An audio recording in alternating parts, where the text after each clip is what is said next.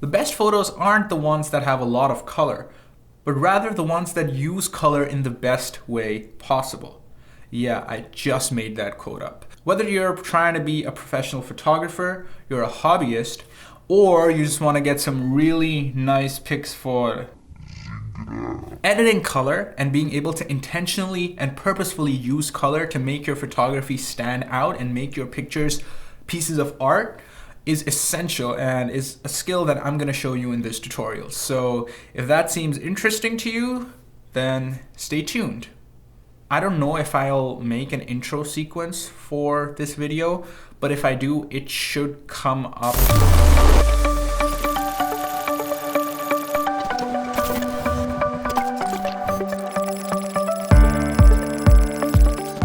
So I took this picture of my friend Daniel at the Getty Museum, and we're gonna edit this picture's colors and see how we can change it up. Also for reference, I am using Adobe Lightroom Classic, but you can use any editing software that has this. You can use Adobe Lightroom Mobile, which is free of cost. You can actually even do this in Instagram when you upload a picture and you go to edit.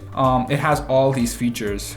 So we're just gonna make some really small minor adjustments to this picture. We're gonna change up the highlights, the shadows, the exposure, the hazing, before we are ready to change the color. Now, before we go on to manipulate the colors, let's take a look at the colors that are in this photo. We've got some blues here, we've got some greens and yellows. His skin, like everyone's skin, is orange. And we got some reds going on here and yada yada yada. So our main colors are green, blue, and orange. We're first going to go to the HSL slider that has all the colors that exist on the color wheel. And we can adjust the hue, the saturation, and the luminance. Now, if you don't know what these terms mean, don't worry, it's pretty simple. Hue is basically where that color exists on the color spectrum. So for example, if I take the blues in the image, I can shift them either to make them more teal or to make them more magenta. Saturation is how much of that particular color is in the picture. So if I were to take the saturation down, the sky is pretty much gray. And finally, luminance is basically how bright or dark that color is in the picture. So now that we have a basic understanding of this, how can we manipulate these pictures? So I'm gonna start with the greens. I'm gonna shift their hue to make them more blue, and I'm also gonna decrease their saturation. You need to remember that colors are a spectrum, and so in order to really change the green leaves, you need to also change the colors adjacent to the green category. So yellows, if I were to take the yellows more towards the green category, now you can see everything that was what we identify as green has completely shifted. And now if I desaturate the yellows a little bit, that's what's gonna give me that really cinematic and wintry look. And now it's time to edit the sky. Now, a common trick is to introduce more teal into your picture because it complements the orange skin tone. And again, we can use the same process as last time. Go to the blue category, shift the hues towards teal. Now, before you go overboard with this and just try to make the sky really, really teal, there's something that you need to keep in mind. Now, whenever we look at a photo, our eye is attracted to two things.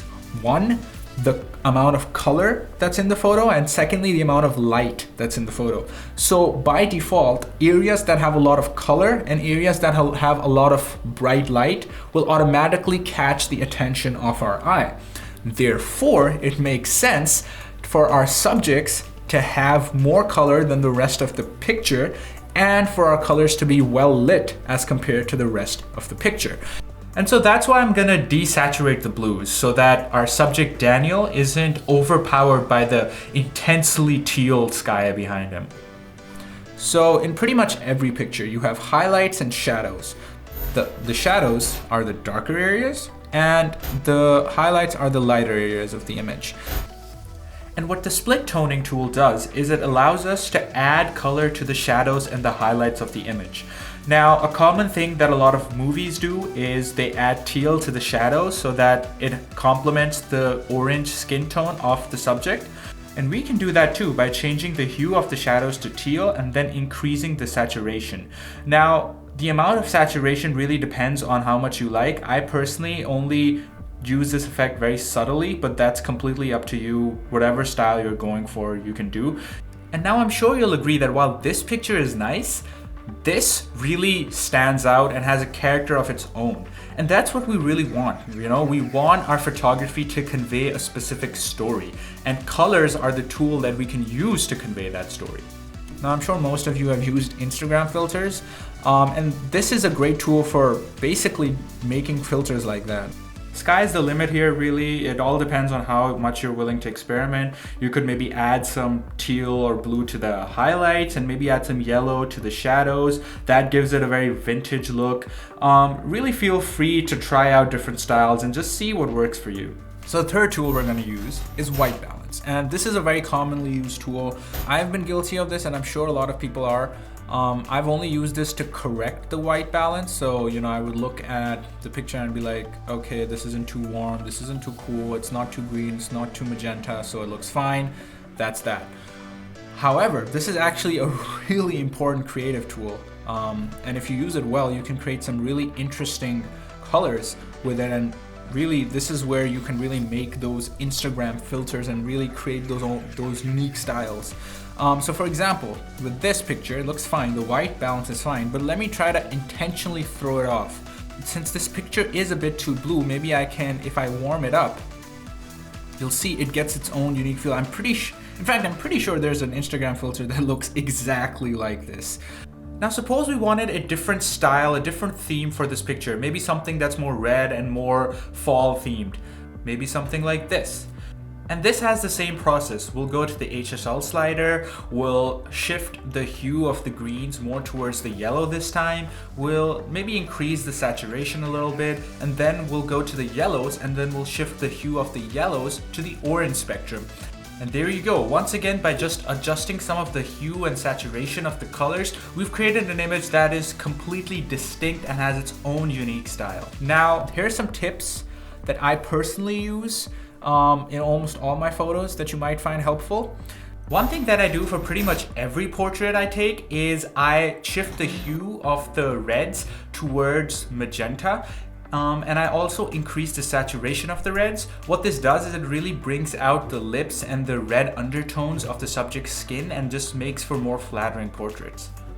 Another thing that I commonly do is increase the luminosity of the oranges, which brightens the skin of my subjects. Now, I don't do this because I want my subjects to be fairer. It's because of what I said at the start, that the eye is attracted to the brighter parts of the image. So what this does is it allows me to darken the rest of the image and make it moodier, but still keep the subject bright and in the center of the spotlight.